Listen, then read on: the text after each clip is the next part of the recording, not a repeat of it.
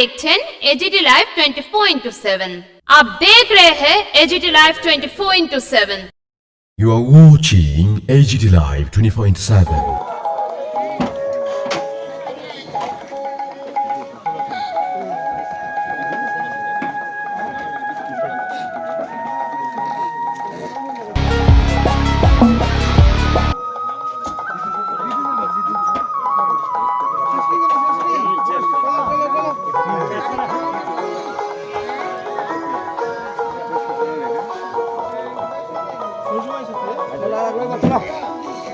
চলো না লাগলো এবার এখন লাগছে তো এখন লাগছে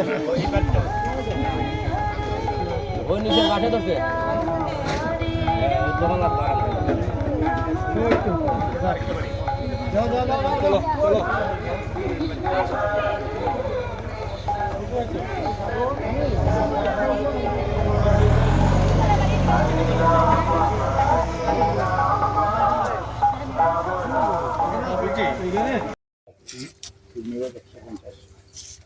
একশো 20 থেকে 150 30%।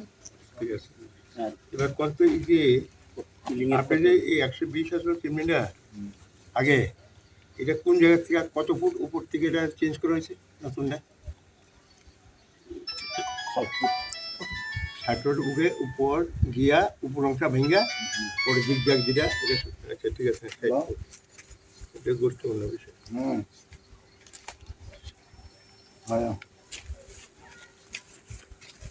দাসে কথা বলেন আমার একটু বড় কথা হতো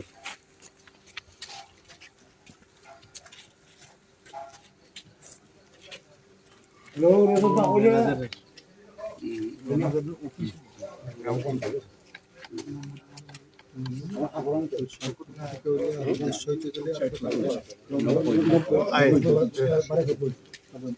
এই যে এই 60 ফুট মাঝখান থেকে আরম্ভ হচ্ছে নতুন জিগজাগটা এটা কি দূষণ নিয়ন্ত্রণ পর্ষদ বা অফিসারের দেখে অনুমোদন দিছিল পারমিশন দিছিল যে পুরানটা এই জায়গা অর্ধেক অংশ ভেঙে মেশিন টেশিন লই আইয়া চেক করছে চেক করছে মেশিন লই আইছে তারপরেই করা হয়েছে মেশিন লই আইছে তারা মানে তারা পারমিশন দিছে পারমিশন দিছে কিনা দিছে কিন্তু মেশিন নিয়ে টেস্টিং করছে সিটি খোঁজার পর শুরু করছে এই পুরান চিমনিটা কত বছর ধরে আছে ছিল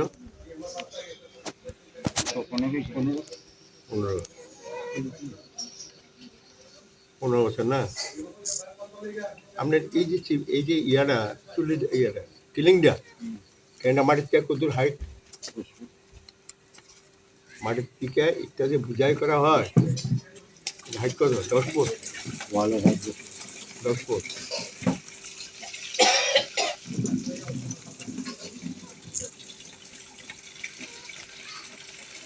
আগুনটা কি দিছে কালকে যখন দিছে পূজা হইতেছে আগুন যখন দিছে আগুনটা কি তখন পুরান নতুন যে পুরানটার মধ্যে নতুনটা হয়েছে চিমনি এটার মধ্যে নিচে দিছিল আগুনটা এটা গরম করার লেগে না কি করছে আমি মূর্তি যেখানে পূজা করে যোগ্য দেখেছেন মনে হয় টলা টলা এই জায়গা কমিটির সঙ্গে আমি যেন কাজ পূজার কাজটা পান তারপরে যোগ্য করলে যোগ্যের থেকে চুলা আছে দেখছেন অনেকগুলি হ্যাঁ তারপরে আগুন মিস্ত্রি লোক কাজে এগুলো আগুন ঢুকাইল ওরা আরো ঘন্টাখানেক পরে আগুনটা দেওয়া হইল সঙ্গে সঙ্গে ওই যোগ্য রেডি করতে করতে 8টা আবার সিগনি বেরিয়েছিল দৌড় দিয়া ঘুরিয়ে তার আমি বেরিয়েছি না মেয়ে লোক আসলো 3 জন আর তাই নিয়ে আর ওই মিস্ত্রি নিয়ে দিকে ভিতরে আগুন দিয়েছি আমি খোঁজাতাম চিমনিটারে গরম করার লেগে আগুন দিছে এই গেট দিয়া এদিকে গেটটা ওইটা আমি দেখছি না আপনি পূজারি না আসলে মারা গেছে যে অনিল গৌতম সে কি আগুন মিস্ত্রি না সহকারী আর হাইরিক চৌহান সে কি আগুন মিস্ত্রি ও খালাস আর সরোজ হাইরিক সরোজ শুধু মিস্ত্রি থাকে আর বাকি সব খালাস না একজনের মিস্ত্রি বাকি খালাস হেড মিস্ত্রির নাম কি এই রোজাদার মিস্ত্রির নাম রাখিতা হারিস কিদানি হারিস আগুন অর্কেশ কিদানি চোহান মনে হয় ভাই এর বিছরাম জানি কিতা অর্কেশ সরোজ সরোজ ওই জিবিতে আছে না? Yes. হাইরিক শরীরে নাই ঠিক আছে।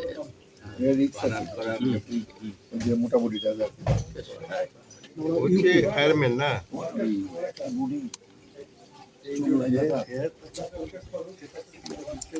হ্যাঁ, হরকেশ সরোজ, হরকেশ চৌহান, দুইজনই তো জীবিতে। ছেলেটা সঙ্গে আছে আর কি। ও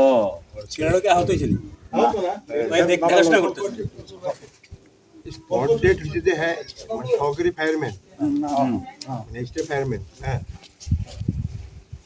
মেস্তুরি একজনে থাকে বাকি সব খালাস খালাস। আপনি কি বলছেন যে আগুন দেওয়া হয়েছে না না, আগুন দিতে আমি দেখছি না, আগুন দিবার কথা না। না না, যজ্ঞ শেষ হইলে আগুন দে। যজ্ঞ শেষ হলে আগুন দেবো। স্ট্যান্ড দিয়ে রাখছে ট্রেন দেওয়া, যজ্ঞ তো হইতেই আর এদিকে চুলা এর মধ্যে দেওয়া হইব মশাল মাংস বানাইয়া, আর আগুন মিস্ত্রিরা রেডি করতে হবে জিনিসটা। আছে বানাই।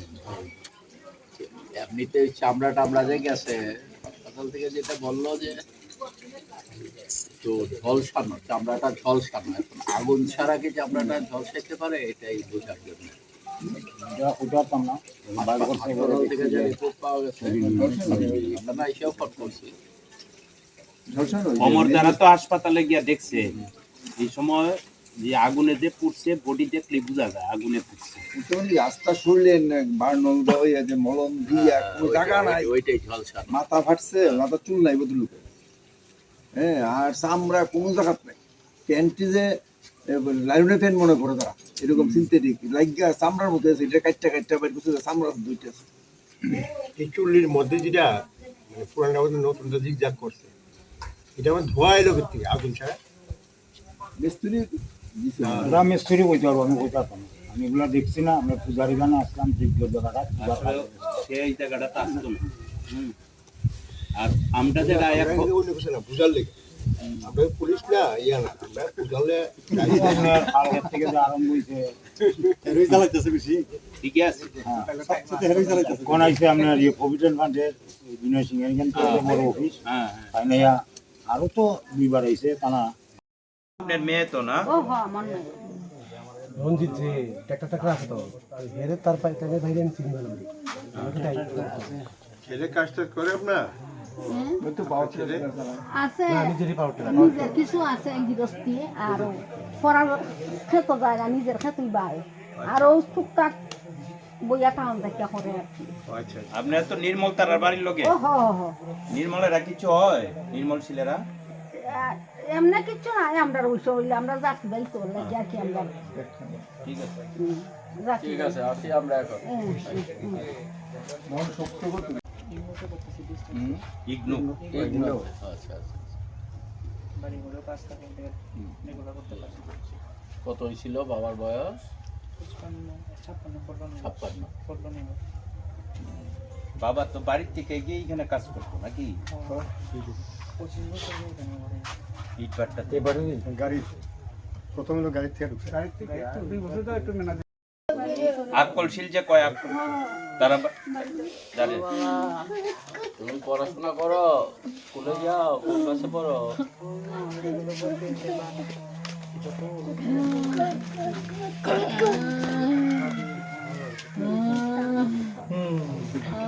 রেলিগা বাটা কইছি ভাই যাইস না, তুমি 2000 টাকা রাখো হাতে। হ্যাঁ যাইস না ভাই। না না, দেখো টাকা দিয়া তো কিচ্ছু হতো না। করবো মালিক দেখবো, মালিক দেখবো। বাইরে থেকে বাঁচাতে পারতো আমরা এখানে কলচারা খালি হয়ে গেছি কেন বা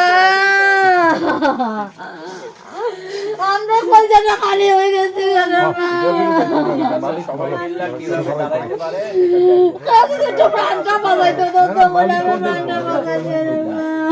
আমরা আইনগতভাবেও কতটুকু কি করা যায় এই বিষয়ে আমরা যা যা করার দেখবো, প্রশাসনের সঙ্গে কথা কমু। হ্যাঁ, এই যে আপনারা একটা বিপদে পড়লেন, চরম বিপদে, এই বিপদ থেকে কিভাবে কিছুটা রক্ষা পাওয়া যায়। ছেলে তো পাইতেন না, এর বাবারে পাইতো না, কিন্তু এরপর আপনারা কেমনে চলতে পারেন এই জন্য আমরা দেখবো। কত অবস্থায় কাজ করতে না এই বারটা মানে সৌভিকের বাবা আগে মালিক আসতো, স্ট্রোক করে মারা গেছে। সৌভিকের বাবা মারা গেছে তো প্রায় 7-8 বছরই আছে।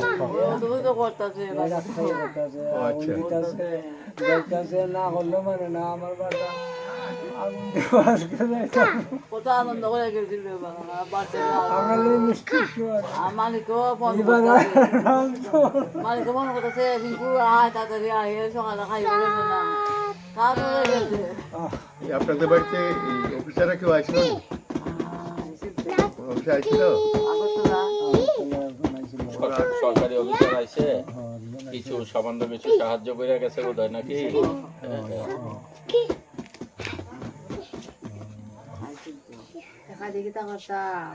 ঠিক আছে, টাকা দিয়ে তো সব হয় না। কেউ পৃথিবীতে আর কোনো আনতো তার লেখা ছিল অল্প বয়সে অল্প বয়সে আমার ভাই আমি একটুকে বাঁচাতে পারতো না রে মা। যে উইক করছে নিজের ছেলেকে আমার সবাই আছে বাবা, সবাই আমার জয় বলা না আমার জয় বলা ও বাবা। আপনার তো এখন ছেলের বউ নাতি নাতন দেখার দায়িত্ব। আপনার মন শক্ত করেন, শরীর ভালো রাখতেই গো। আমার কালকে সকাল থেকে আমার ভেতরটা পুড়ে গেছে, আর ভাত হয়ে গেছে। দিলীপ, এরা কয় ভাই সদল তারা? 3 ভাই পাশাপাশি আছে সবাই? এক ভাই কমলপুরে, আরেক ভাই বেঙ্গালুরু গেছে, আমার ছোট ভাই নাম রসনপুর বেঙ্গালুরু গেছে, মধ্যম ভাইটা মারা গেছে, শনিবার হ্যাঁ ওখানে আছে তার ভাইয়ের লোকে আইতেছে হ্যাঁ আছে। ঠিক আছে, একখানে বয় রাখো। ঠিক আছে, বয় রাখো, একখানে বয় রাখো। নিয়ে যান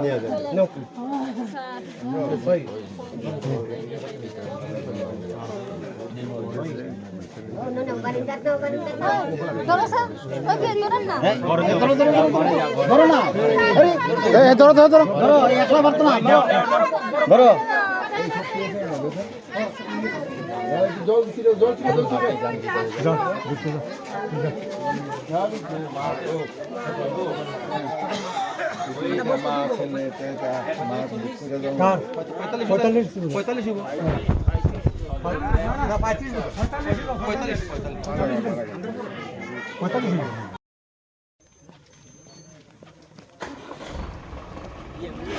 হ্যাঁ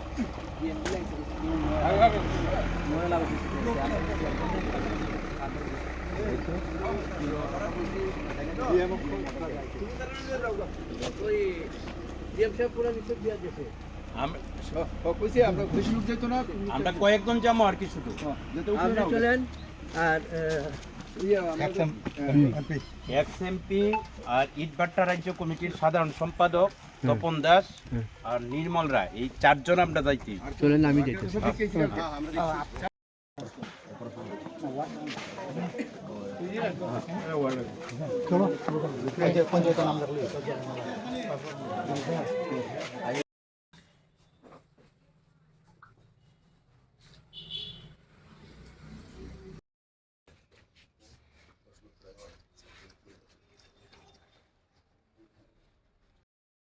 আসার সুযোগ করে দিয়েছেন, তার জন্য আপনাদের সবাইকে আমরা শুভেচ্ছা।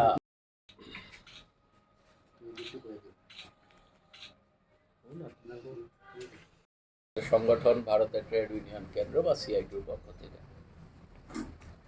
আমরা আজকে এখানে আসছি, তার কারণটা আপনারা নিশ্চয়ই অবগত আছেন। গতকাল ধলাই জেলার কমলপুর মহকুমায় হালাহালিতে ইটভাটাতে যে খুবই দুঃখজনক একটি ঘটনা সংঘটিত হয়, এই ঘটনা ত্রিপুরা রাজ্যে স্মরণাতীত কালের মধ্যে আমাদের জানার মধ্যে নেই। এইরকম কোনো ঘটনা ত্রিপুরা রাজ্যে ঘটেছে স্মরণাতীত কালের মধ্যে আমাদের জানা নেই।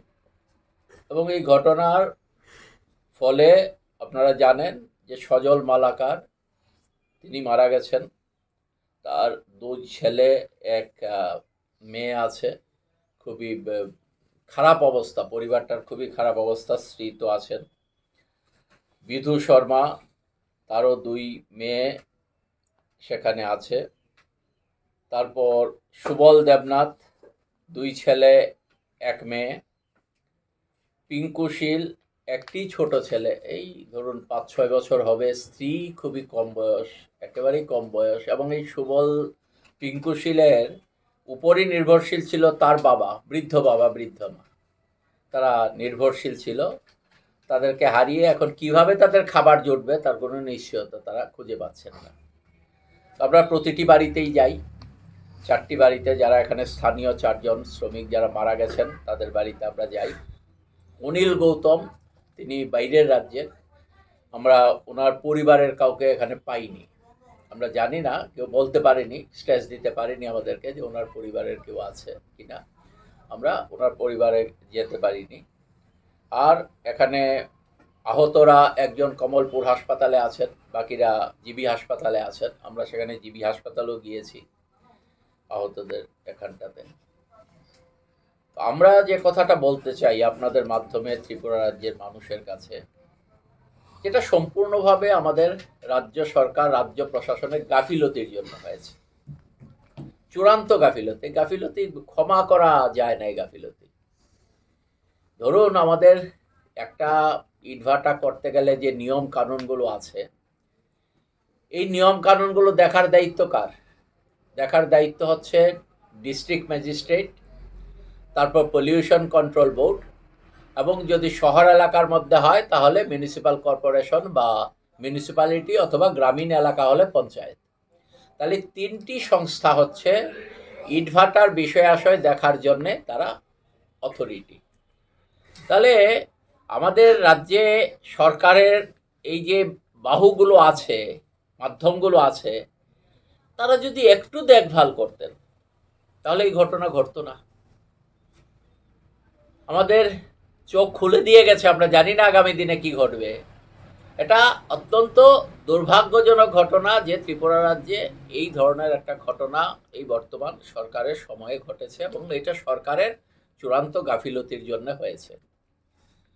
আমরা সরকারের কাছে এই দাবি রাখছি যে আগামী দিনে ত্রিপুরা রাজ্যে যতগুলো ভাটা আছে, এই সমস্ত ভাটাগুলোতে যাতে, ইটভাটাগুলোতে সমস্ত ক্ষেত্রে সেফটি এবং শ্রমিকদের সিকিউরিটির বিষয়টাকে দেখা হয়। দেখার ক্ষেত্রে যাতে সরকারের দিক থেকে কোনো রকম গাফিলতি না থাকে, এই বিষয়টা আমরা সরকারের কাছে দাবি করছি। আপনারা জানেন যে আমাদের রাজ্যে এখন উন্নয়ন কাজ প্রায় স্তব্ধ হয়ে গেছে। আগেকার সময়ে, আজ থেকে 8-9 বছর আগে আমরা শুনতাম বাংলাদেশ থেকে ইট আসতো আমাদের ত্রিপুরা রাজ্যে উন্নয়ন কাজের জন্যে, কারণ তখন এখানকার যে ইটভাটাগুলো ছিল তারা ইট সাপ্লাই করে পারতেন না। সরকারের যে চাহিদা ছিল সেই চাহিদা, এবং জনগণের যা চাহিদা ছিল বাড়িঘর করার জন্যে, দিতে পারতেন না। সেই জায়গাতে এখন আমরা দেখছি ত্রিপুরা রাজ্যে সেখানে 20,000-এর মতো শ্রমিক তাদের কাজ হারা হয়ে গেছেন। শতাধিক ইটভাটা বন্ধ হয়ে গেছে, কারণ উন্নয়ন কাজ স্তব্ধ হয়ে গেছে। এর পরেও যে ভাটাগুলো আছে, ইটভাটাগুলো, সেইগুলো দেখভাল করার জন্যে যে মেশিনারি সরকারের নামে আছে, কিন্তু সেগুলো করছে না। তার জন্য দেখবেন আমরা 4টি যে শ্রম কোড আজকে কেন্দ্রীয় সরকার পাশ করিয়েছে, এগুলো বিরোধিতা করছি। কেন করছি? যে এতে শ্রমিকদের স্বার্থ রক্ষিত হবে না। আগে লেবার দপ্তরগুলো শ্রমিকদের স্বার্থ দেখার জন্য লেবার ইন্সপেক্টর মারফত সমস্ত কিছু দেখত। এখন লেবার ইন্সপেক্টরের পদটাই তুলে দিয়েছে শ্রম দপ্তর থেকে। ফেসিলিটেটর একটা নাম রেখেছে। ফেসিলিটেটরের কাজ কি হবে? সে মালিকদেরকে জিজ্ঞেস করবে যে তোমার এখানে সব কিছু ঠিকঠাক আছে কি না। মালিক যদি সেলফ অথরাইজ সার্টিফিকেট দেয় একটা, যে আমার সব কিছু ঠিকঠাক আছে, বাস সাফিসিয়েন্ট হলো। এটা শ্রমিকদের বিষয়টা দেখার জন্য এটা কি সাফিসিয়েন্ট হলো? দপ্তরের কাজ কি? তাহলে শ্রম দপ্তরের কাজটা কি? তার জন্য আমরা শ্রমকোডের বিরোধিতা করছি। এই যে শ্রমকোড আজকে এনেছে কেন্দ্রীয় সরকার, আরও বহু বিষয় আছে সর্বনাশের জন্য শ্রমিকদের এনেছে, আমরা তার জন্য তার বিরোধিতা করছি।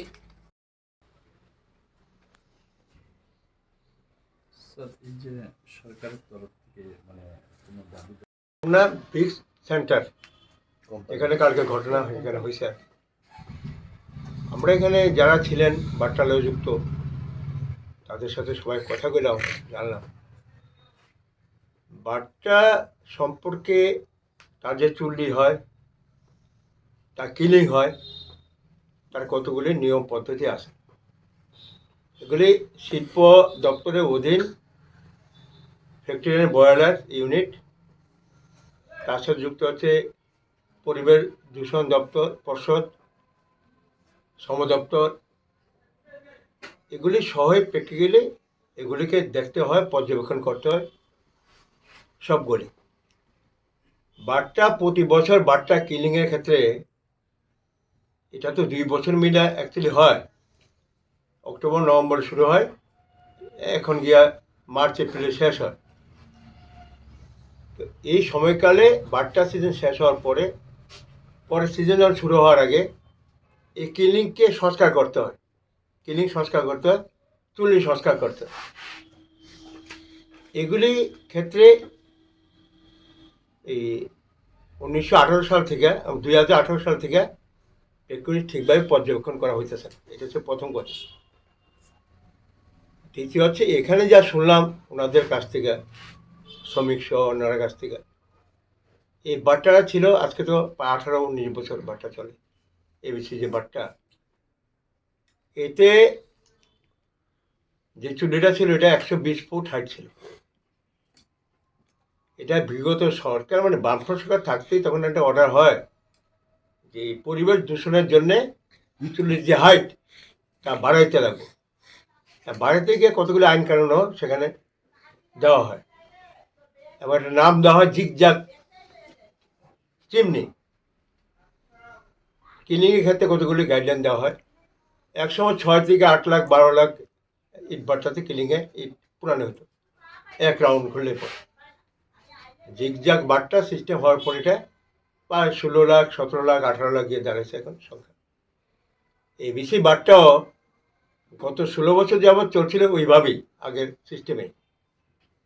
এটা 120 ফুট ছিল, ওনারা যা বললেন আর জানতে পারলেন।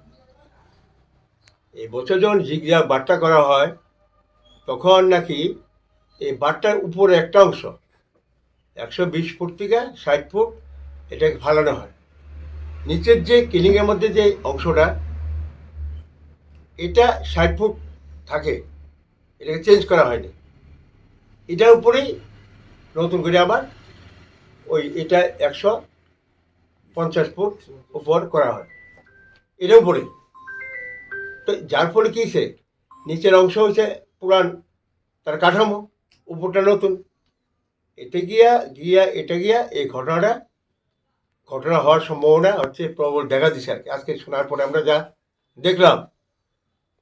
আর এটা করতে গিয়া এই যে পুরানটার উপর মাঝখানে নতুনটা করলো, এটা কীভাবে শিল্প দপ্তর অধীনে ফ্যাক্টরি বয়লার দপ্তর বা আপনার ইন্ডাস্ট্রিয়াল ডিপার্টমেন্ট অথবা আপনার ধরুন এখানে পরিবেশ দূষণ পর্ষদ আর হচ্ছে শ্রম দপ্তর, এরা মিললে এটাকে তদারকি কইরা সম্পূর্ণ না দেখেই কীভাবে অনুমোদন দিল, এটাই বড় প্রশ্ন। আজকে দুর্ঘটনার জন্য জবাব তাদেরকে দিতেই হবে, কেন এটা অনুমোদন দেওয়া হইলো এইভাবে নিয়ম পদ্ধতিকে অমান্য করিয়া। এটা দেখা আমরা এই দাবি করছি সেদিক থেকে। কালকে আমরা স্টেটমেন্ট করছি, আজকে পেপারে আপনারা দেখছেন বোধহয়, সিআইটি এবং ইটবাটা স্টেট কমিটির পক্ষ থেকে আমরা করছি। পূর্ণাঙ্গ তদন্ত চাই আমরা, পূর্ণাঙ্গ তদন্ত করার ক্ষেত্রে কোনো ধরনের ফাঁক ফুকুর যাতে না থাকে।